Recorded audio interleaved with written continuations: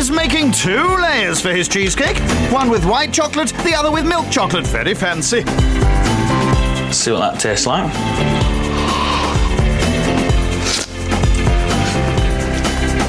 Verdict? Perfect.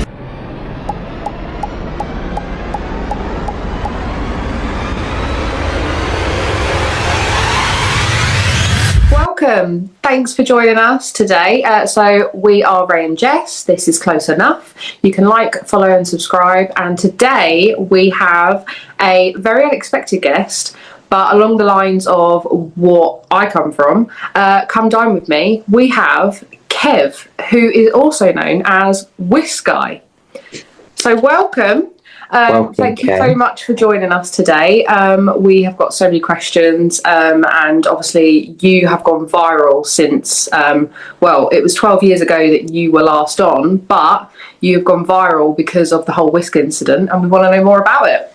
So tell us more, what episode and what series were you on?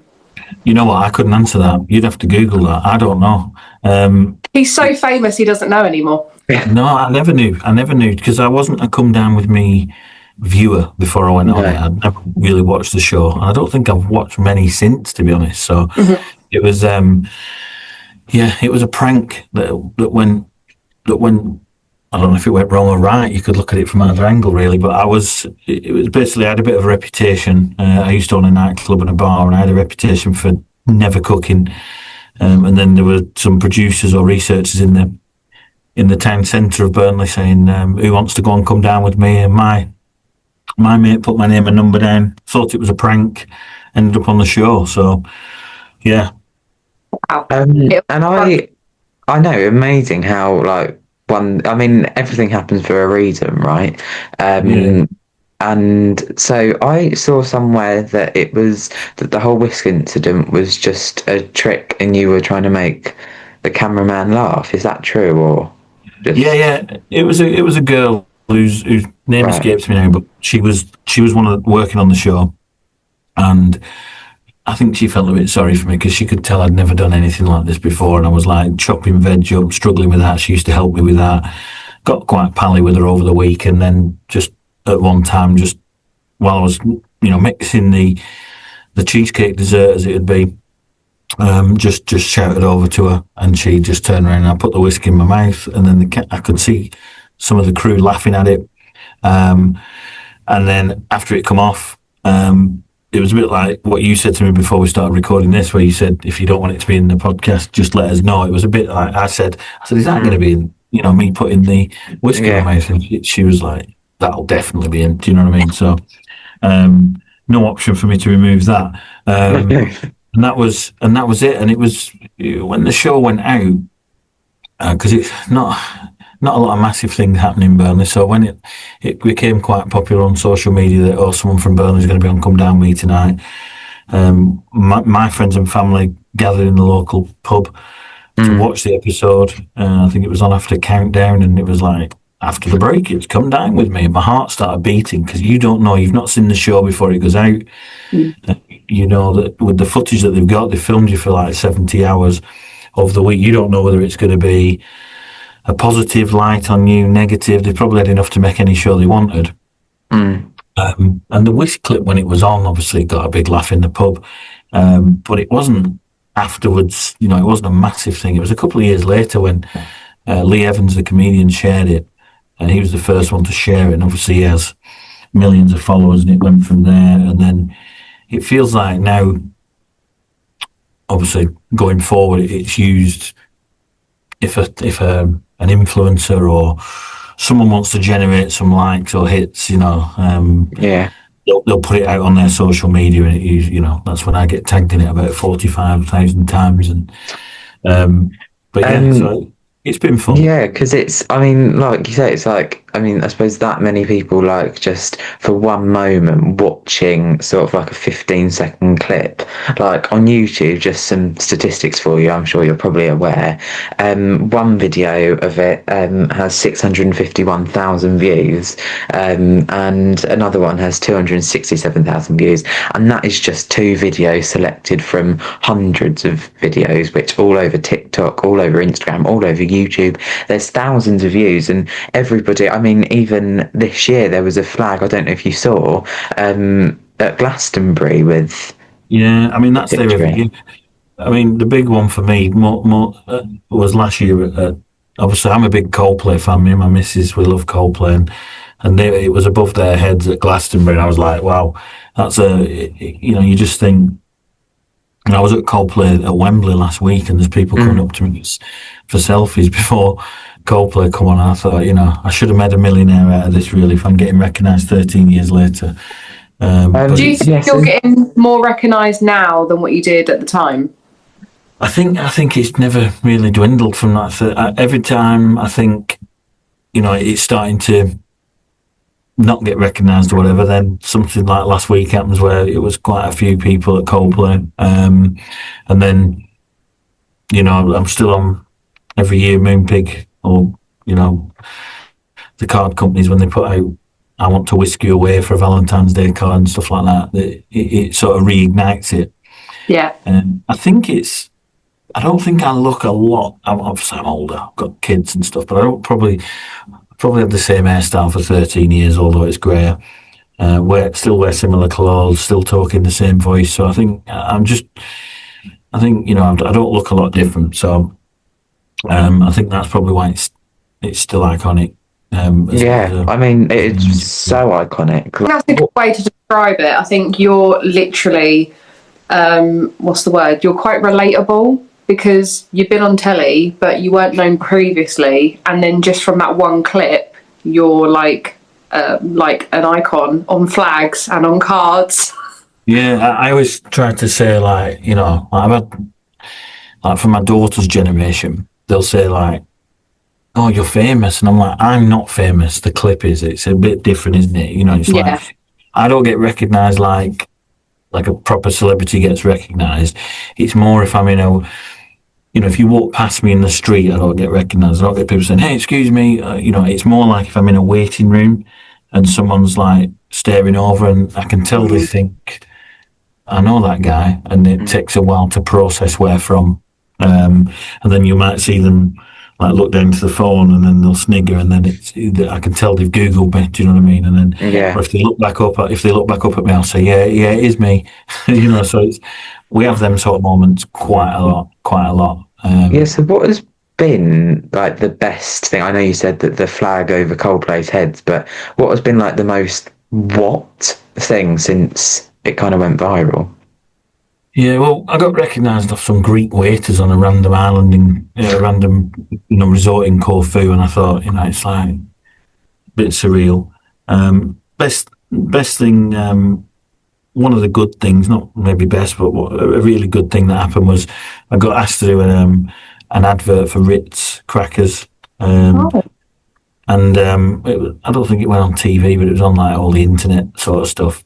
And they wanted me to come and do the whisk thing and throw a lot of crackers up in there at the end of it. And then I was like, who will be the other people at the dinner table? And they're like, oh, there'll be actors. And I says, no, I don't want to do that. I want to take people from my hometown and make it more lifelike if I'm doing it. So I took some colleagues who work in the same office as me, and we all went down and had a great night in London that was all expenses paid type thing. So amazing. Things like that were nice. I've done Dash Water. There's been various little things that I've done. I went on Rob Beckett's show. So I've done some interesting things that off the back of it. So I get asked a lot, do I regret doing it? And I don't think I do, because sometimes it's a pain in the neck if I'm out from me or my wife, and you can see people staring over and stuff. But I think there's been more upsides. I've had a couple of downsides. I got smacked in a pub once for no reason. Just 'cause- Wow. Yeah, so it was just there's been a few, but and I don't read the comments in any videos that are posted of me.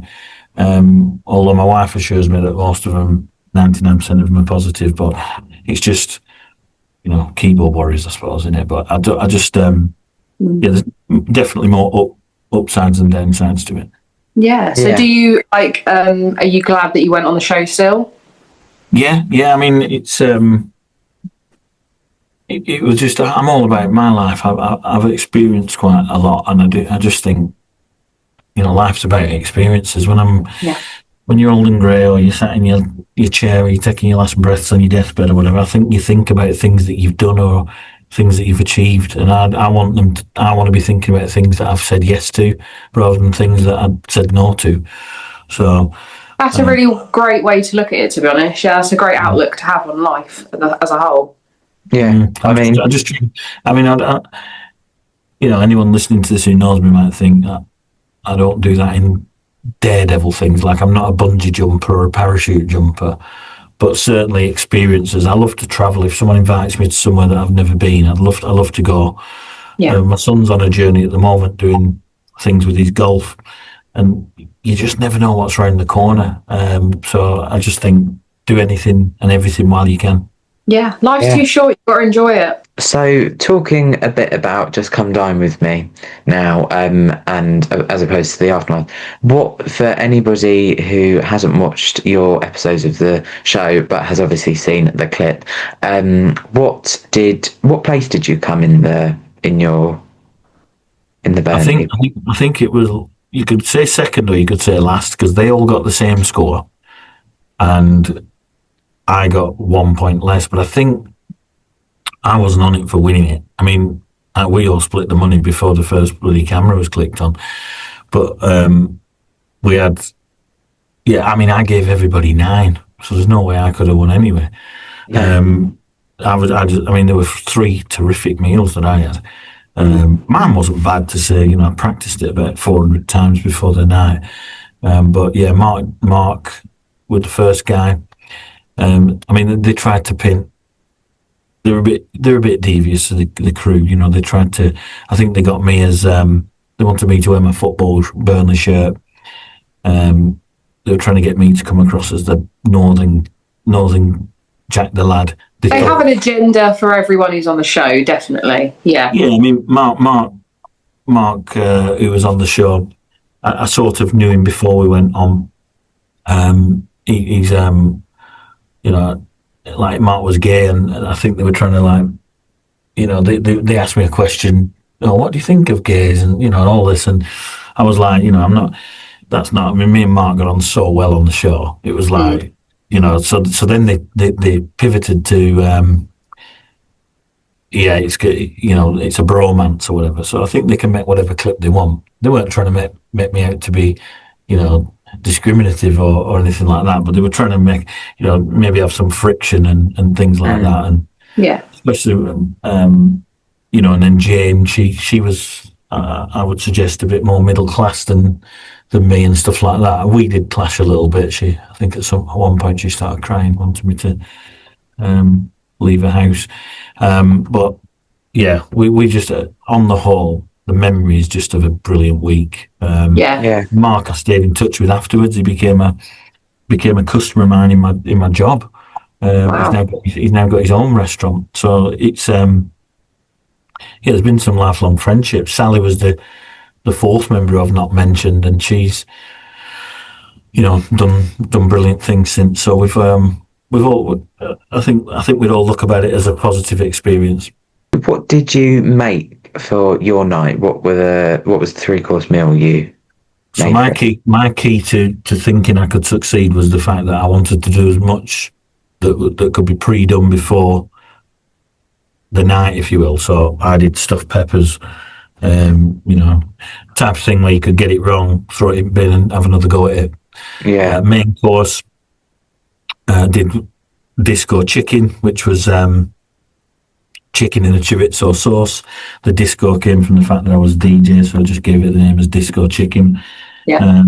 I couldn't make this now, by the way, if you asked me to, but at the time I had it perfected and memorised, and then a cheesecake for dessert. It was like the night was, the experience was like the Battle of the Cheesecakes. It was, everybody did. I think everyone did. Three of us did a cheesecake for dessert. Mark's was the best. Is it weird when you have like really famous kind of like press companies or just businesses reach out to you? What how did that feel when you kind of had the first person, like the first company or the first person reach out to you? Yeah, I suppose it's surreal because in Burnley I've always been kind of, well, no, I don't want to sound arrogant with that, but I've had I used to have a nightclub, for example, and a bar. Yeah. And I was a DJ, so I met lots of different people through that. But when it was when I went to I was working at a company whose head office was in Leicester, so I spent quite a bit of time in Leicester, and I went into getting asked for pictures in bars in Leicester and stuff like that. And I was working at quite a high corporate level then, and it's my peers were like, what are they asking for pictures with info? And I was like, so then you have to explain it. And then that's been the only sort of times where you might shy away from it because you're thinking, is this going to affect, you're going for head of sales or sales directors jobs in finance companies like I work for you. Are they associating this with me being silly, putting kitchen utensils in my mouth? But I think the older I get, the less I care what people think. That's a good thing. Yeah, amazing. How long after it aired did people start to recognise you then? Yeah, I want to say about a couple of years. I think it was. I don't know what possessed Lee Evans to share it, and the other one that was a big share of it was Joe Lycett. I went. Actually, he invited me to go down to be on his TV show, Late Night Lycett, it was called. Yeah, I went on that, but he was he regularly shared it. He had it hung in his living room, framed. So been some crazy stuff. Was there any, when the series aired, was there anything that people had said about you that you didn't know, or any characters who kind of came out and you thought a bit, oh, well, I didn't realise you kind of thought that way about me, or any kind of things that... What, in Come Down With Me? Yes, yeah. Yeah, no, I think when I watched it, you wondered if they were going to be of slagging you off behind your back, but our show just wasn't like that. I mean, Jane was a bit, she mentioned about that I had red plates, I think, and stuff like that, but she was like that on the night, not just to the cameras behind the back. So I've got, I'd meet every one of them now for a meal or a drink. It'd be great to have a reunion or whatever. There'd be I was really happy with what came out. I thought it painted Burnley, because Burnley it used to get quite a bit of bad press as a town. And I thought they painted it in a good light. Like, normally when they show Burnley on the telly with the football, it's all like... It's normally, Burnley's normally related to football, isn't it? Yeah, and it's always like showing guys in flat caps with walking whippets with pipes in the mouth talking like this and whereas they showed some, we all lived in decent houses and nice areas, so it showed like an alternative view. Yeah, definitely. Yeah. Was there anyone on Come Dine With Me who got a bit worse for wear, who had too much to drink, or anything? All of us. I think it was Mark's night. My night was both, but I remember Mark's night. We had to literally. They had to give us some coffees before the taxi scene. We were that hammered because they don't show. They're filming. You're getting there at 5 o'clock tea time. You're having your starters at whatever time, and then your desserts at sometimes 11 o'clock at night. So it's over a long period, and there's a lot of waiting. So they'll take one of you off into the room to be interviewed.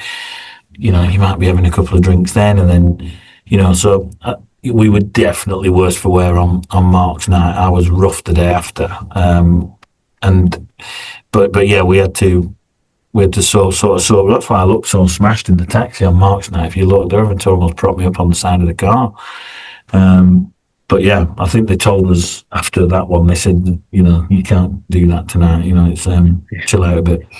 But and I went on to Jaeger bombs for my appetizers. So we know where to go then to have a good night. We need to go to Burnley, Ray. We're doing it all wrong. We're off to Burnley. Yeah, maybe not to my house now because it's full of 3 kids. It's a bit of a different vibe.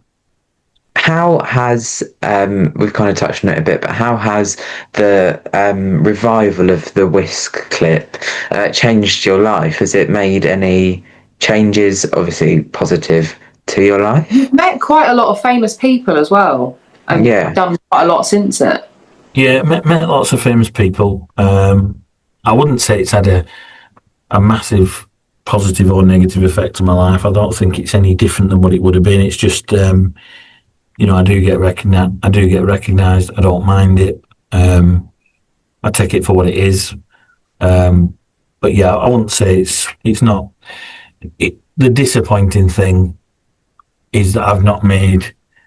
I mean, I'm not a pauper, so I'm not, not claiming to be poor or anything. But it's, I've got a successful business, etc. But it's not.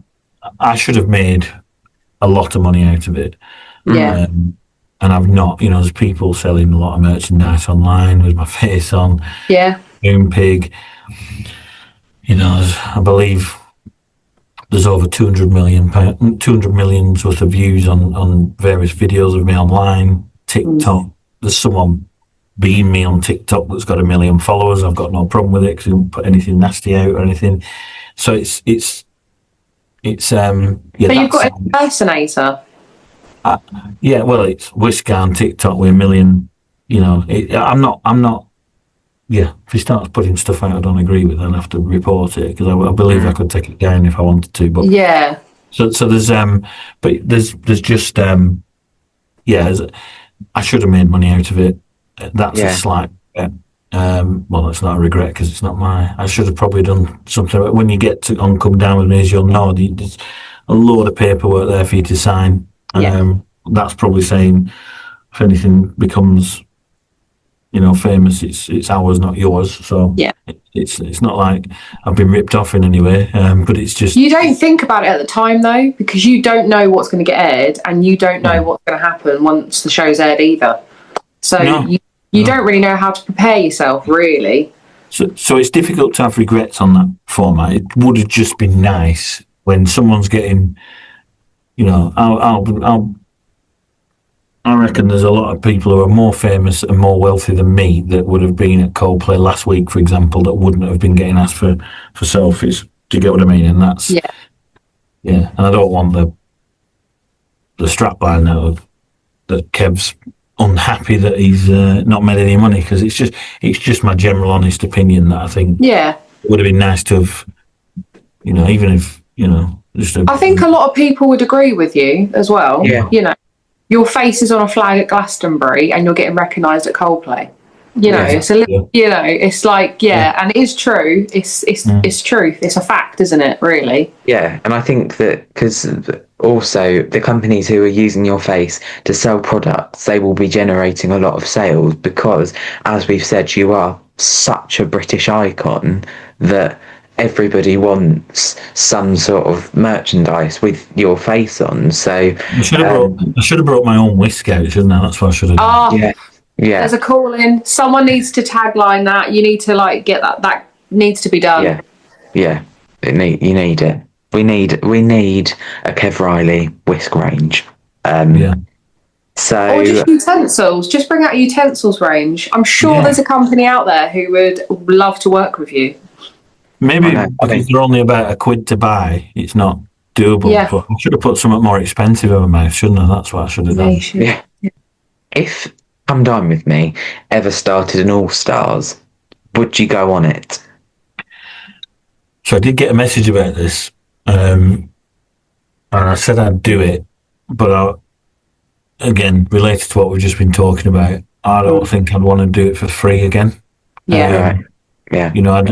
Even if it meant that they donated, I don't know, 10 grand to to Pendleside Hospice, which is my local hospice or whatever, or Burnley FC in the community. Charities that I've worked with in the past. I think they've had enough for free, but I'd be open to doing it. Of course, I would.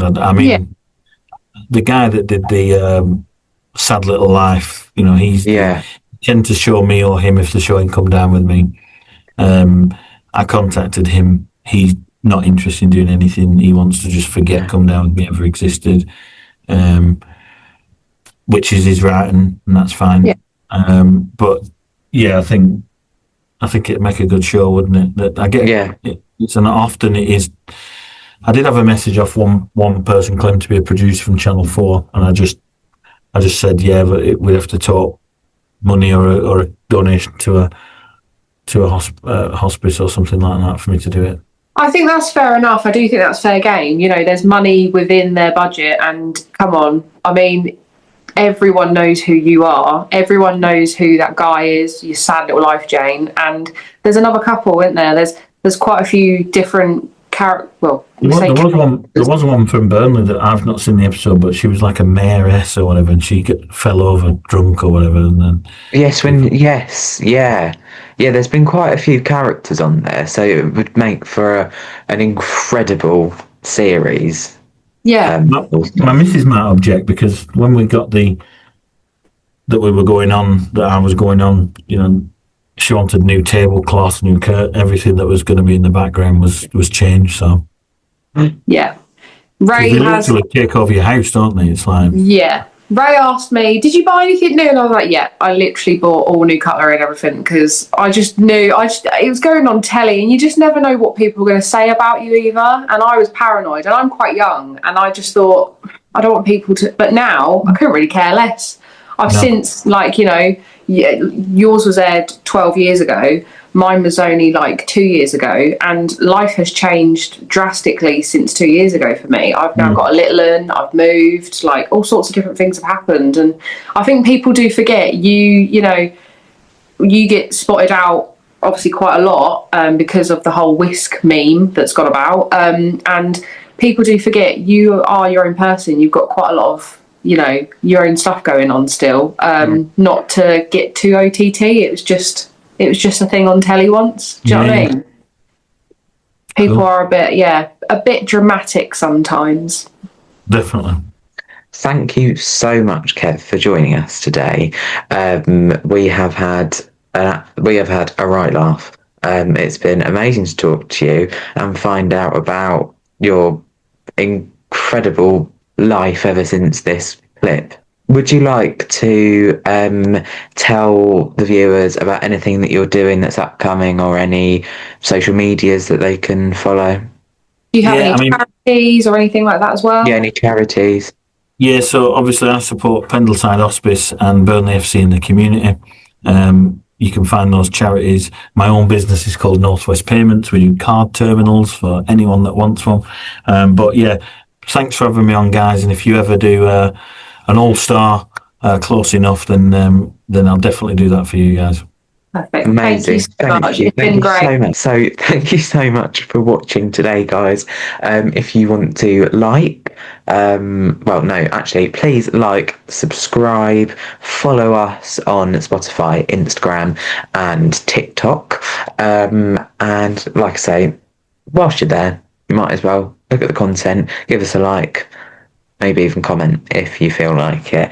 We've had an absolute blast today, so thank you so much for watching, and thank you so much for joining us. Now, don't forget to come back next week on Sunday at 5 p.m. to see what we've got in store for you next You just never know who we've got on next. You just never know. Just you wait and see.